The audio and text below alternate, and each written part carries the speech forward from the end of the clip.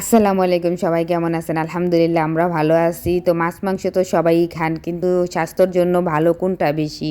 তো আমি আজকে যে মাছ পাকাইতেছি, আমাদের বাসায় বিদেশি গ্যাস আসবো, তো ওদের জন্য মাছ আমি পাকাইতেছি। আসলে কি, মাছটা আমাদের সবারই পছন্দ যদি ভালো করে রান্না করা যায় আর কি। অনেক সময় দেখা যায় যে ভালোভাবে রান্না না হইলে খাবারটা খেতেও ভালো লাগে না। তা আমি যেভাবে রান্না করছি, আমাদের বাসায় বিদেশি মেহমান আসছিল, ওরা খাইয়া অনেক তারিফ করছে যে অনেক ভালো হয়েছে খাবারটা, অনেক মজা হয়েছে। আর ডক্টররাও বলে যে মাছ খাওয়ার জন্য কিন্তু ভেজিটেবল খাওয়া ভালো, তারপরও কিন্তু মাছটা সব স্বাস্থ্যের জন্য অনেক ভালো, মুরগির থেকে, গরুর থেকে। তা আমি আজকে মাছটা ভুনা ভুনা করলাম, যে যে তো অনেক ভালো লাগছে খাইতে, টেস্টি হয়েছে খাবারটা। আপনারা এইভাবে পাকাবেন, পাকাইয়া তারপরে আমাকে কমেন্ট বক্সে লিখবেন যে কীরকম হয়েছে খাবারটা।